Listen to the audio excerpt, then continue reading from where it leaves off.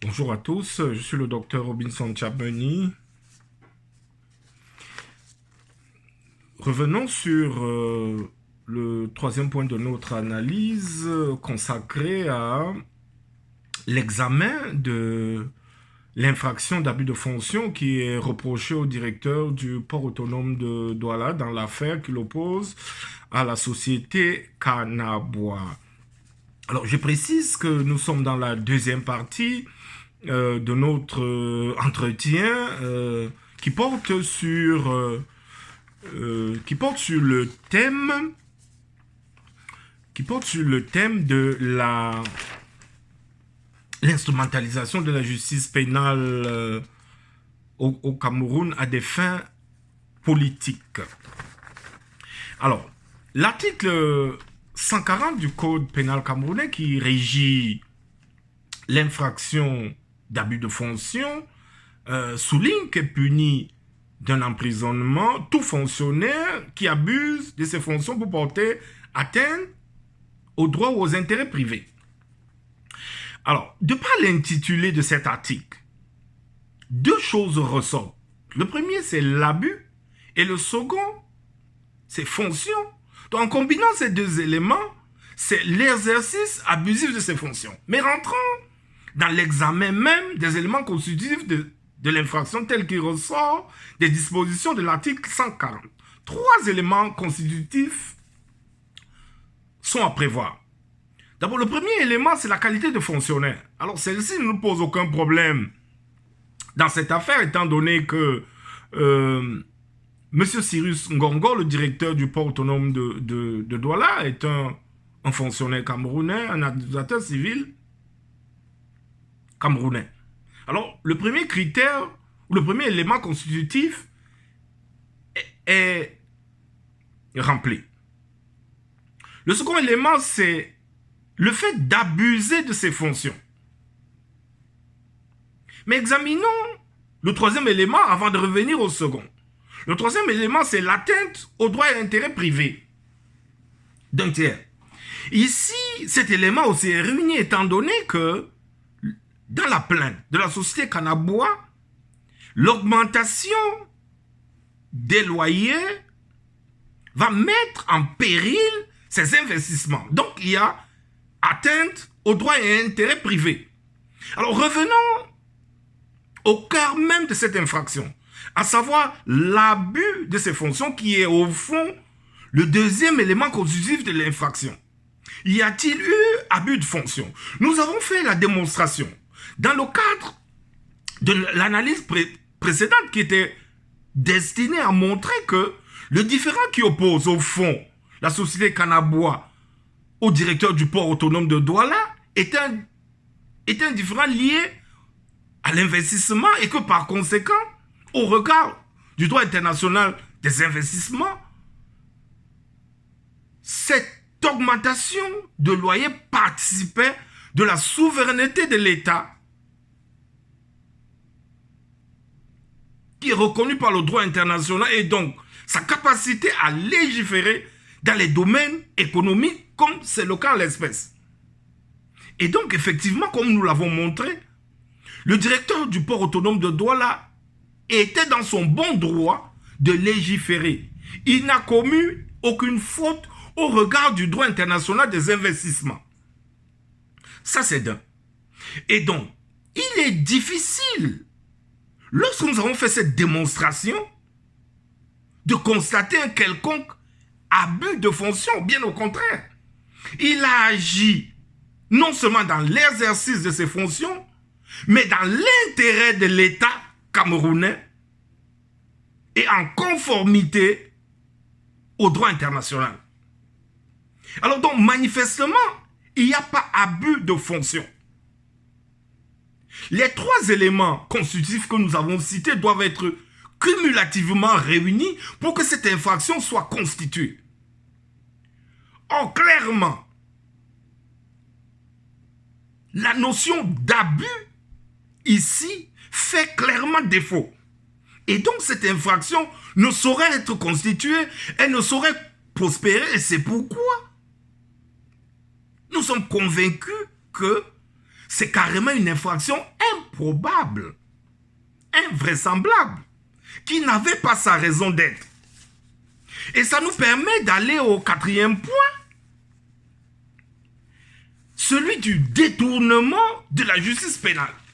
Pourquoi a-t-on choisi la voie pénale?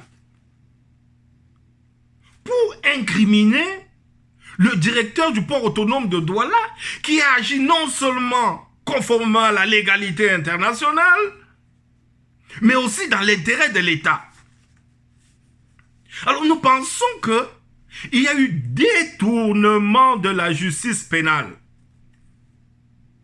Nous avons montré dans le cadre de l'analyse du second point que ce différend relevait des compétences de la justice commerciale ou arbitrale et d'aucune manière de la justice pénale. Pourquoi a-t-on mis en branle la justice pénale pour une affaire qui relevait de la justice commerciale ou arbitrale? Alors, il est clair qu'il y a un détournement de la justice pénale. Il fallait trouver quelque chose dans le code pénal camerounais pour incriminer, pour poursuivre le directeur du port autonome de Douala. Et cette attitude, ce détournement, va donc conforter les analystes politiques qui ont souligné que le ministre camerounais de la Justice, Laurent Esso, utilise l'appareil judiciaire pour broyer ses adversaires politiques. Lorsqu'on analyse cette infraction, on se demande en fait qui a détourné ses fonctions. On a vu que le directeur de port autonome de Douala n'a aucunement détourné ses fonctions. Il a agi dans l'exercice de ses fonctions et de manière particulièrement légale. A contrario, lorsqu'on examine le comportement du tribunal de première instance de Bonanjo et la cour d'appel, par la suite, on se rend bien compte que la justice pénale qui a été appliquée dans cette affaire a été utilisée, a été détournée de sa mission. La mission de la justice pénale, c'est précisément de poursuivre et de punir les auteurs à la loi pénale, c'est-à-dire ceux qui commettent des infractions à la loi pénale. Or, dans le cas d'espèce, il s'agit d'un différend commercial qui n'a rien à voir avec le pénal. Pourquoi a-t-on choisi de régler cette affaire devant le juge pénal, alors que la voie idoine était la voie commerciale? Alors il est clair dans cette affaire qu'il y a eu détournement de pouvoir, mais qui est imputable cette fois-là non pas au directeur du port autonome de Douala, mais à la justice camerounaise. Et on se pose la question de savoir pourquoi la justice camerounaise doit-elle détourner ses pouvoirs pour s'en prendre aux individus, aux Camerounais qui respectent la loi? Ça nous amène au cinquième point, qui est consacré aux conséquences juridiques et politiques de cette affaire. Alors, au plan politique, il est clair, aux yeux des populations camerounaises, qu'un détournement des fonctions de la justice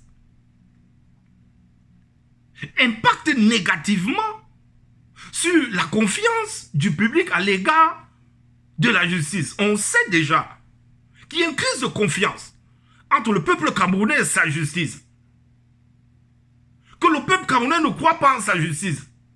Et une affaire comme celle-ci vient accroître encore la méfiance, la défiance du peuple à l'endroit de son institution.